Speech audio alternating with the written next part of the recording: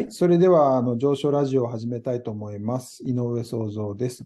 情緒ラジオはですね、情報処理学会がやっているダイバーシティに関する話をするものです。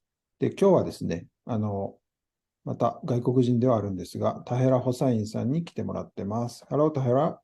Hello. So, Um, can you say something about your mm, yeah, thank you so much for inviting me today here. I'm really exciting to share some of my experience with all of you. So I am Tahera Hussain. I came Japan in 2017 to do my PhD under Professor Sojo Inoue Sensei's laboratory. So I just finished my PhD last year in 2021 March. And after that, I joined as a postdoctoral researcher at Aoyama Gakuen University, Tokyo. So my research area mainly is human-computer interaction and behavior modeling, human activity understanding. And during my PhD time, I tried to work in understand the nurse care domain and healthcare domain to understand the elderly people's activities and nurse activities. So this was my dream also to work in a Japanese university here in Japan because I really like to live in Japan. So that's like a very short Okay. introduction from me. Thank Okay, you. thank you very much. タヘラ・ホセインさんはですね、バングラデシュ出身で、ドクター取るために日本の私の研究室に来たんですけれども、その後ドクター取ってですね、今は青山学院大学のポスドク研究室、ポスドク研究者をしています。それで研究内容はですね、人間の行動のモデリングとか、ヒューマンコンピューターイントラクションとかをやってますけれども、青山学院大学では、ロペズ先生というところで、やってるんですけれども、そうですね、いろいろ話を聞きたいと思います。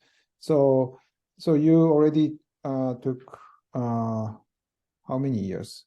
Almost this April, it will be 5 years. Yeah. 5 years? Yeah, Still yeah. 5 years? I thought that you you already spent 10 years, but Yeah, but for me, it seems to me that it is already 1 or 2 years because my feeling is I'm leaving Japan, but it is very small time till now, but almost 5 years. Okay. 5年ぐらい経ったと言ってますけど、なんか僕から見たらもう10年ぐらい経ってる気がしますけど、田原さんが言うには、まだ1年か2年しか経ってないような感じがします。そういうことですね。Okay, that's very interesting. So, yeah, can you briefly explain or share what do you experienced in Japan or your research environment or something? Yes, sure. One thing is while I came first time in Japan, that time in 2017, initial time, it was like a very much cultural shift for me. Also, like a huge difference, like in my country, like research opportunities are not too much. So I really like to work with huge opportunities for my laboratory in Sojo Inoue Sensei's laboratory. So I really like those things, but also in our laboratory, there were many different nation country. I remember that time we had 5 nations country, so countries people. So I wanted to talk with everyone, also with Japanese people, but I had problem like I could not speak Japanese. I can feel that they are very helpful, but because I could not communicate with them, so I could not get much help from them due to my language barrier. So this is one of my feeling till now when I'm working in this laboratory in postdoc as a postdoctoral researcher.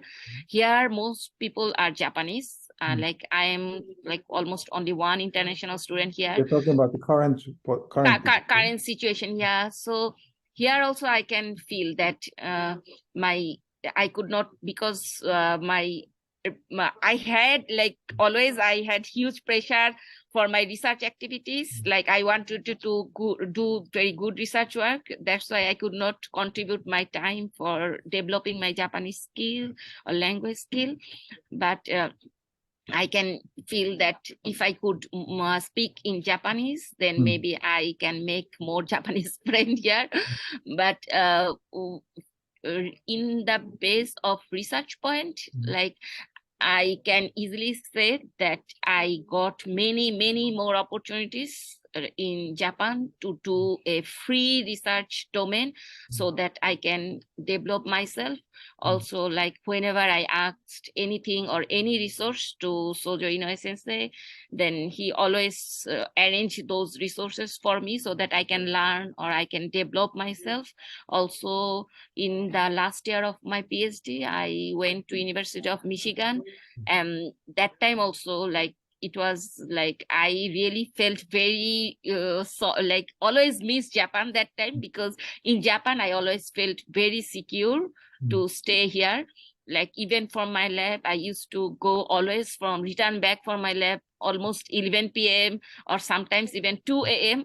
I never felt any like any fear or anything to stay at the lab even midnight. But in the University of Michigan, though it is a very top university in the world ranking, in that department was the 5th in the top world ranking, but I always felt inside very insecure because there was many crime alert, many things I always received.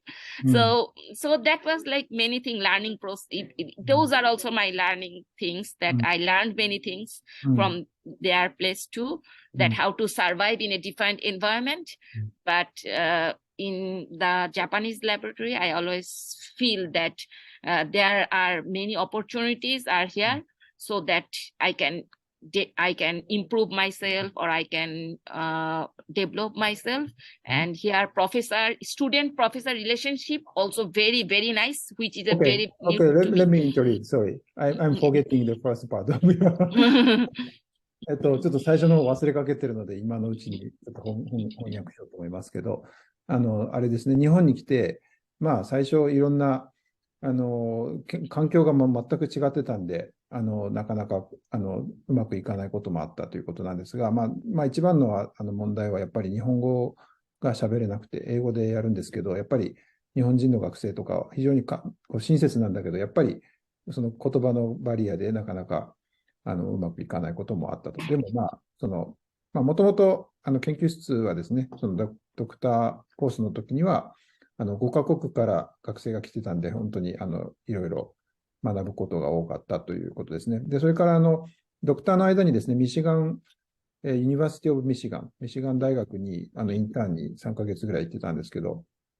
そこは本当にトップな大学なんですけれども、なんていうか、安全という面ではですね、やっぱり日本の安全性っていうのはすごくいいなと思ってて、例えば夜中に帰ってても全然危険ではないと思うけど、ミシガンではやっぱりちょっと不安に思ったことがあったということですね。Okay, thank you. So can I talk about your current situation? Because I don't know much, but that you are doing the collaboration with the company or industries, right? Yes, I'm collaborating with a company. The collaboration or agreement part mainly done by my professor here, Professor Guam Lopez. Yeah, but mainly I want to ask about your language things. So you said that your language was yeah,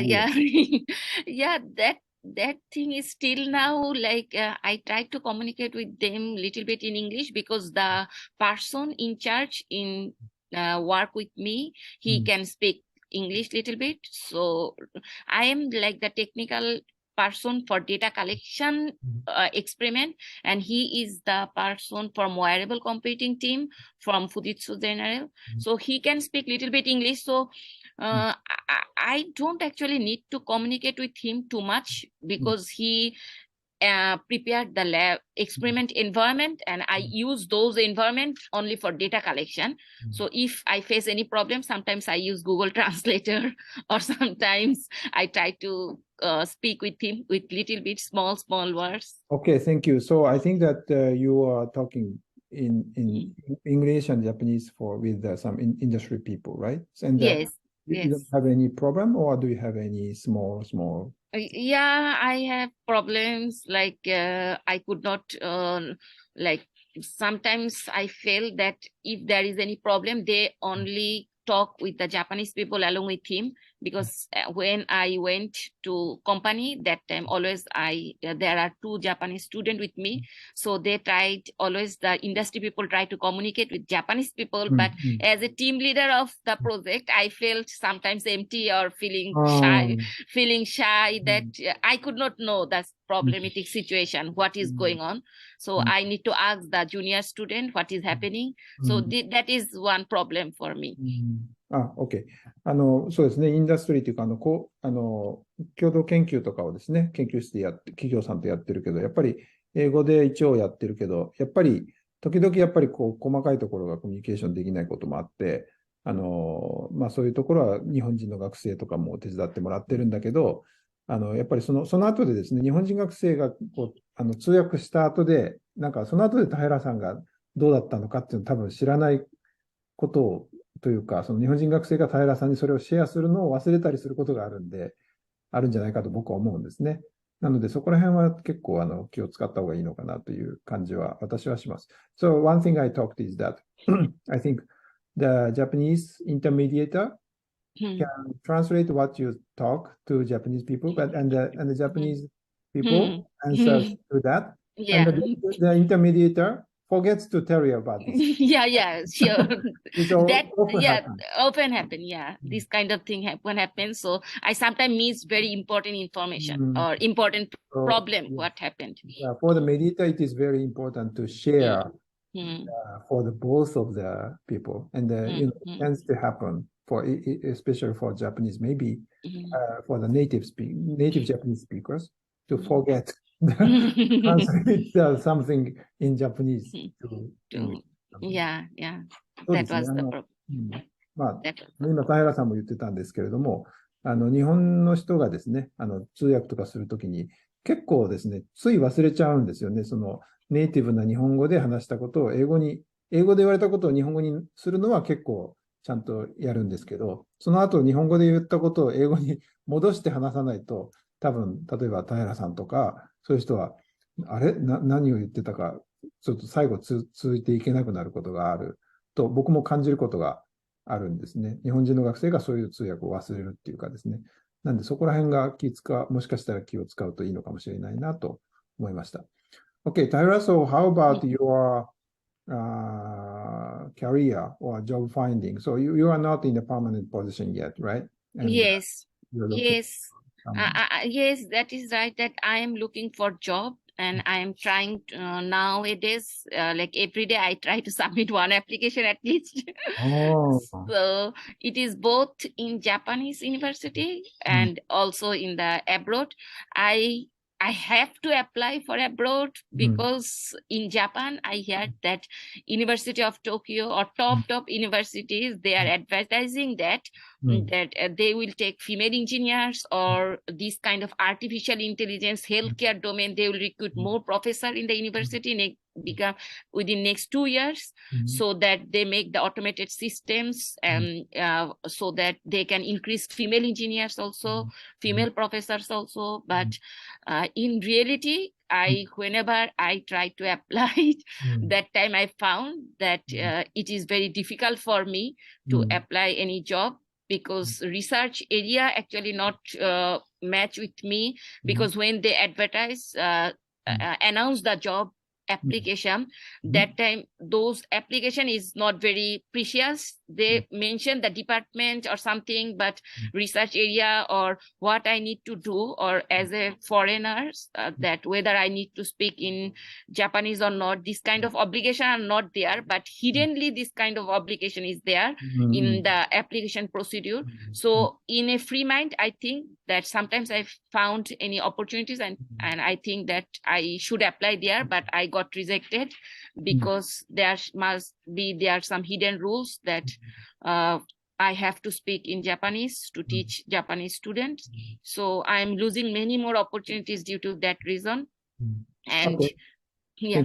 ちょっとですね、将来のというか、今後のプランについて、キャリアプランについて聞いてみたんですけれども、あれですよね、田原さんとか、その日本語はあまり喋らない状況で、ポスドクを日本でしてるわけですけど、日本が大好きなんで、日本で、仕事があれば、リサーチャーの仕事があればいいなということで、日本のその JREC インっていうですね、募集が分かるサイトがあるんですけど、そこでいろいろ応募してるんだけど、なかなか難しいと。で、同時に外国にも出しているということですね。で、日本の場合は、ちゃんとは書いてないんだけど、やっぱり日本語が喋れることとか、日本語で教えないといけないとかですね、そういうのが書かれてないけど、実は実はそれが含まれていることが多くて、だからそれもあって、あとはそのテーマが合わないっていうのは、これは誰にでも起きることですけど、テーマがちょっと違ってるとかですね、そういうことで、なかなか苦戦しているということですね。田原さんは、その学生の時はすごいいろんな賞を取ってですね。So you got many awards in the conferences, right? Yes. I received during my PhD time, I received IEEE Fukuoka section Best Student Awards, and also in top 2 conference, I got Best PhD Students Award and also Best Poster Paper Awards, this kind of thing. These kind of things really motivated me and give me very good strength that if I could apply a good university, then maybe I will get a chance. But in reality, I found that this is not happening.